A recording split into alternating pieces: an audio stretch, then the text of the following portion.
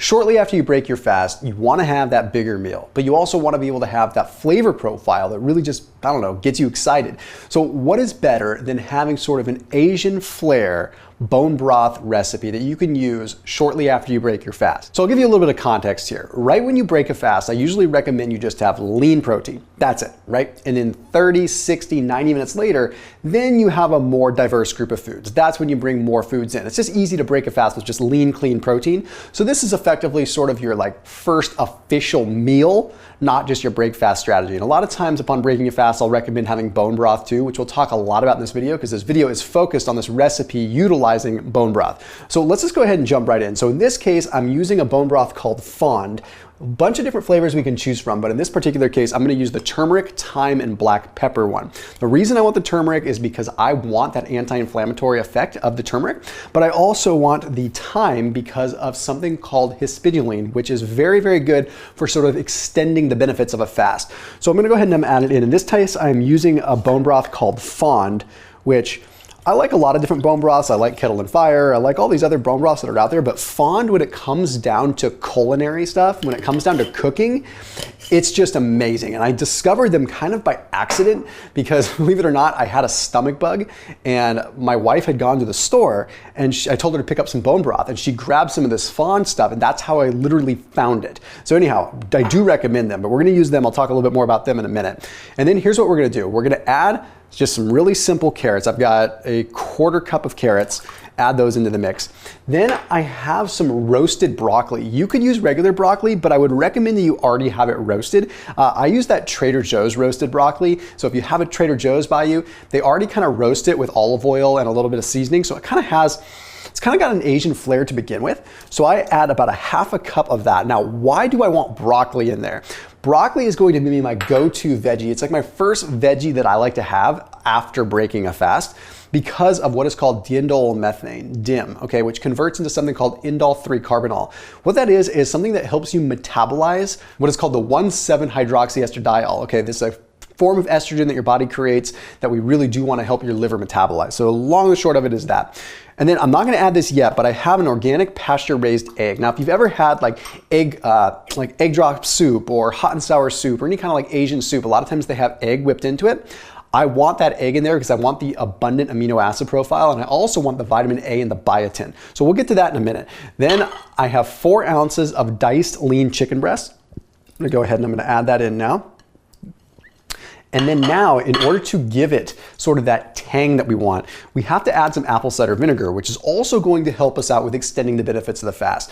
Assuming you've broken your fast and you've remained relatively low carb, you can actually extend some of the benefits in terms of cellular activation and PPAR activation with utilizing some apple cider vinegar. I can eyeball it here, but I would say probably 4 tablespoons or so for the full serving. So let's say 1, 2, 3, 4.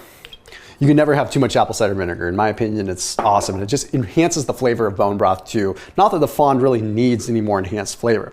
Okay, I'm gonna go ahead and warm this up and get it heated up. And then after that, I'll add some coconut aminos. I'm gonna add a little bit of ghee and even a little bit of MCT. So we're really elevating this to make it a ketogenic and break fast friendly or close to break fast friendly recipe. So let's go ahead and warm it up real quick.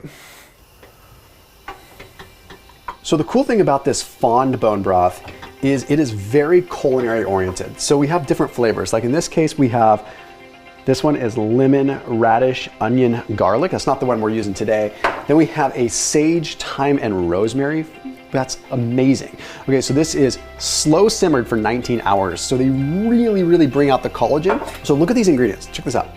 Okay, if I look at the ingredients, water, free range poultry, chicken feet, backs, and necks. We are talking about utilizing everything that we can to get the collagen and get the good ingredients.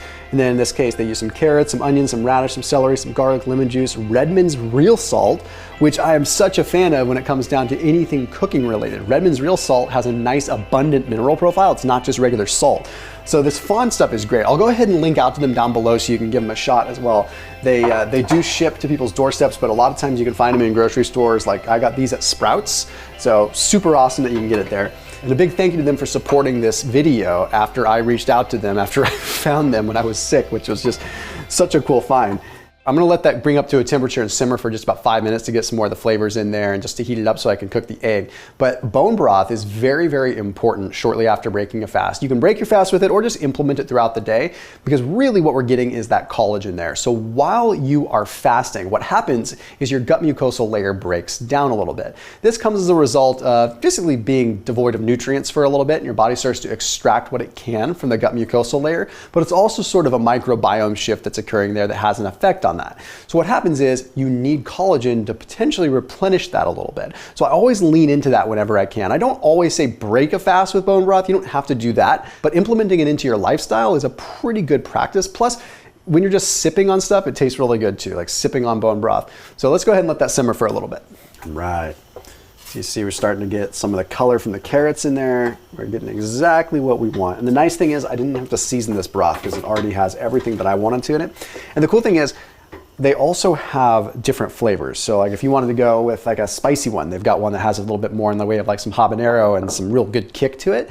Okay, so here's what's cool. Now that it's removed from heat, I don't want it boiling when I do this. I don't want it all like crazy and like going nuts when I'm putting the egg in there.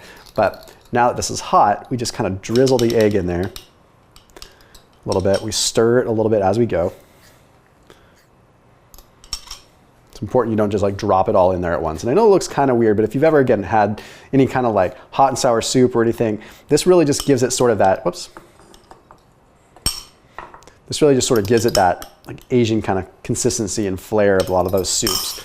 Okay, so now that that's all mixed in there, now we have to add a couple of things. Okay, one of the things that's gonna give it the most potent bang for the buck when it comes down to an Asian flair is some coconut aminos. Now, coconut aminos, there's only 2 ingredients in this. Okay, organic coconut tree sap and sea salt. So you have a few grams of carbs. Okay, there's a 1 gram of carb per teaspoon. We're gonna probably put a few teaspoons in there to give it like a good Asian flavor. I'm probably okay with this going up to 5, 6, 7 grams of carbs. It's really not a big deal. You can also add some tamari or some Bragg's aminos in there. I actually find that turmeric really gives a high quality Asian flavor, even though it's not necessarily an Asian spice. Okay, and now is where we get a little bit unique. If you want to enrich it, you could actually add some collagen powder to it. If you are using an inexpensive bone broth that doesn't have the collagen in it, you definitely want to add some collagen. If you're using a higher quality bone broth like Fond, which again is like culinary grade, then you probably have enough of that bone broth kind of collagen that's in there. But just to kind of show you, like we can just add a sprinkle of this and it can actually thicken it up quite a bit. So like, it's funny because in a lot of Asian cuisine, they'll use cornstarch just to thicken it up. Collagen is a way to thicken it up as well, but it's not going to give you that additional carb or grain that you really would get in there. And then we're gonna have a little bit of ghee in there just to increase the fat content. I use this 4th and Heart ghee. I'm gonna add about 2 tablespoons of ghee. Let's go 2 tablespoons of ghee. The reason I like ghee so much is because it's very, very good when it comes down to producing butyrate, okay? It has a bit of butyrate in it, which means it is really, really good at converting into ketones. So if you are keto, this is a great dish for you. If you are fasting and coming off of a fast and you want to remain in a deeper fasted state, ghee is going to help you out with that as well. And then optional is going to be to add a little bit of MCT. The ghee really cooks in well. The MCT oil tends to separate a little bit now and then. Okay, and we are looking like we're in business. See if I've got a ladle here. All right, let's see how this came out. Ooh, I like that. Look at that broth. Look at that. I love that. Get some of that broccoli in there. So we have a nice high fat, high veggie content, and high collagen dish. And you could top it off with a little bit of additional spices. You could put a little cayenne in there to give it a kick, or you could serve it with a little bit of like really good quality, even cheese if you wanted to, but it doesn't really match the Asian flavor.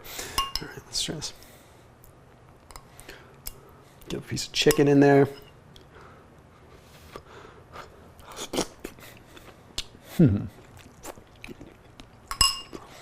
Everything I went for. This is as close to, wow, that is like hot and sour soup meets I can't even tell you, it tastes like hot and sour soup. It really does.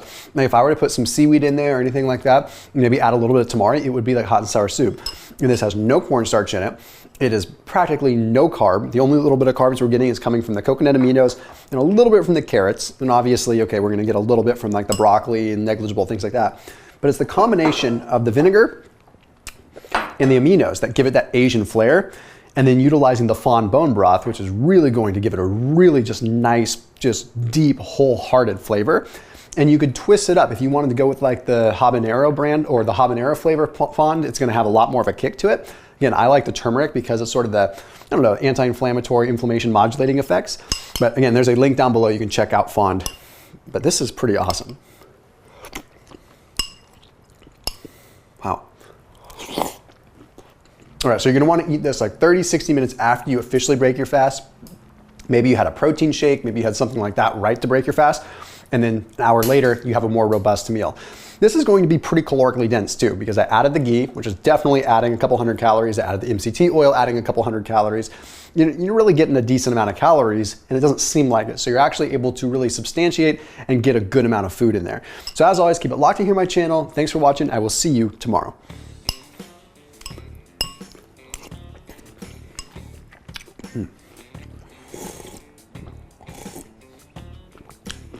That broth is so good.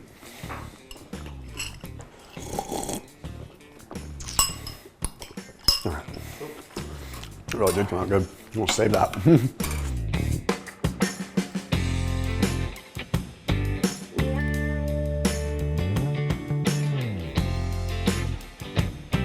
Cool thing is I'm taking this to go with me, but the nice thing is like you could literally put it back in the jar and then you just have your soup on the go. It's that simple. You can sip on it, eat the rest with a fork later.